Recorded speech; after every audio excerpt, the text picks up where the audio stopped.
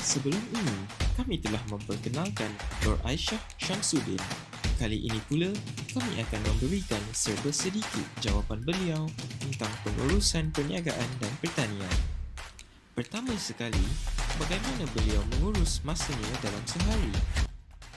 Pada setiap pagi, beliau akan ke kebun seusai sarapan. Bagaimana di waktu malam pula, beliau menguruskan perniagaannya. Pagi-pagi pertanian, malam-malam perniagaan. So balance dengan time dia lah. Pagi kebun, siang packing, petang pos, malam sort out kedai. Macam tu lah. Dalam mengendalikan perniagaannya, beliau memberi fokus pada platform Shopee bagi menjual benih dan Instagram sebagai medium promosi untuk jualan-jualan pokok. Selain daripada pendapatan daripada pertaniannya, beliau juga mempunyai kaedah lain untuk menyara kehidupan.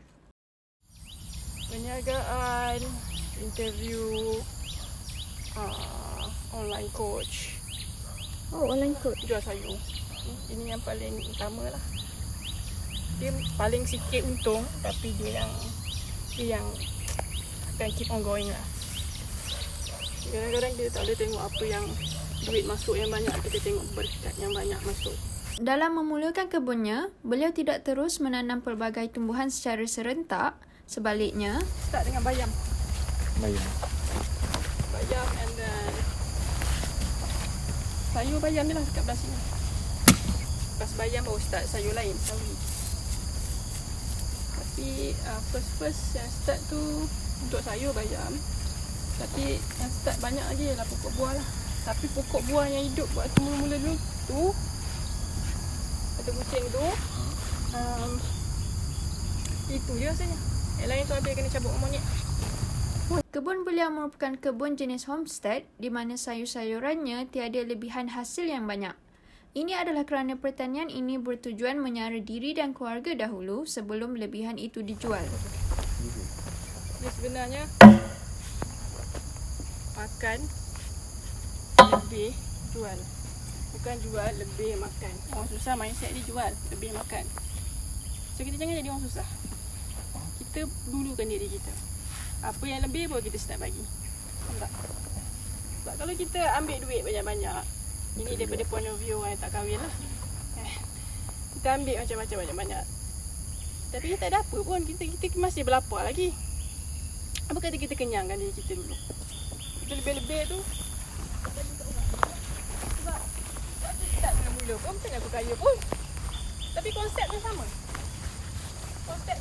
Konsepnya rezeki. Lagi banyak kita bagi, lagi banyak kita dapat. Dan rezeki ni kita kena start dengan diri sendiri. Ada extra, kena bagi orang. So, lama-lama bila kita bersyukur, sekarang akan bagi lebih. Macam ni lah contohnya, asal tak ada apa pun. Seterusnya, pendapat beliau dalam mengendalikan kegiatan pertanian. Pertanian ni ada banyak cabang. Dan ini bukan cabang industri makanan. Ini lebih kepada cabang education. Dua tu berbeza. Industri makanan, dia nak kena apa? Dia ada deadline dia tau. Kalau kau tak dapat sampai satu tahap, macam mana kau nak dapat hasil sekian? Dia tak dapat hasil, tak dapat duit. Tak dapat duit. Jadi cara macam tu, dia kena cari cara yang cepat untuk dapat hasil, untuk jaga pokok dia lah. Yang paling cepat ialah chemical. Organik semua lambat. Lambat sangat kalau organik. Tapi dia lagi bagus. Sebab kalau organik, kau takkan dapat tanah yang gembur macam ni. Kalau chemical, semua kering.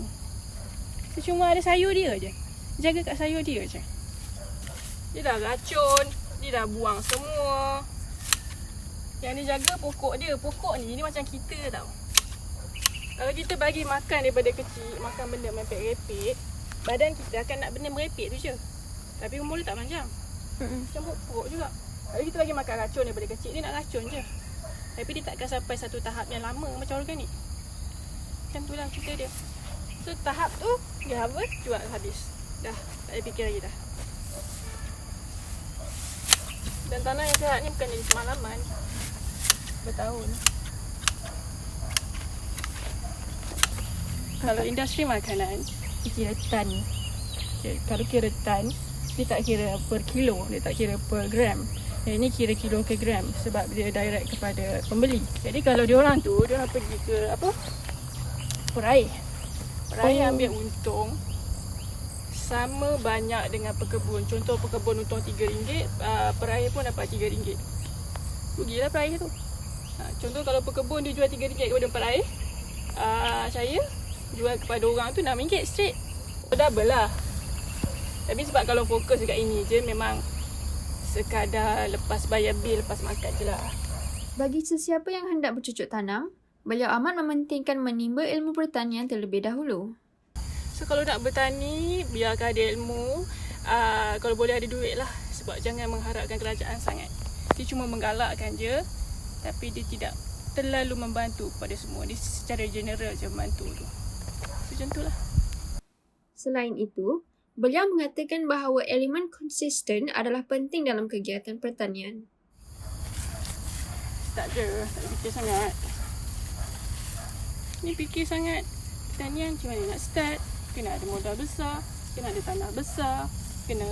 Itu semua fikir, ilmu dia tak fikir. Start, lepas tu guna racun. Start tu maksudnya kita kena ada kesedaran dulu. Kenapa kita nak buat, apa benda kita nak buat. Contoh kita pilih organik. Kenapa kita pilih organik? Kena tahulah organik tu apa. Kalau kita tak tahu, kita buat je. Tapi at the same time kita guna baju organik. Lepas tu kita meracun pula. Itu tak organik namanya. So start, tapi make sure adalah sedikit ilmu. Dan bila belajar tu, carilah cikgu sikit. Oleh kerana jenis pertaniannya adalah pertanian organik, weeding atau merumput merupakan cabaran utama. Di Instagram beliau menggunakan kaedah mulching sebagai bahan kawalan rumpai serta kompos. Selain merumput, cabaran yang lain adalah binatang seperti monyet dan babi memasuki kebunnya. Untuk menyelesaikan masalah tersebut, beliau memasang pagar bagi mengelakkan kerosakan daripada binatang. Ini pun barrier juga. Pagar. Kita tak, kalau kita, apa tadi? Menghalau itu lebih kepada physical activity. Kita kejar dia, kita balik mecun. Itu pun belum tentu lagi kita dapat kan.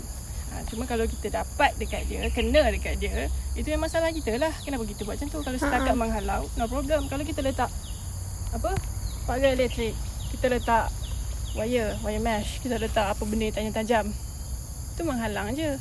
Dia nak masuk, dia akan masuk. Itu terpulang dekat dia. Kita tak suruh dia masuk. Dia tak paksa dia masuk. Kita tak buat satu lorong untuk dia masuk. Dia bebas. Kalau dia masuk, dia bebas pasal.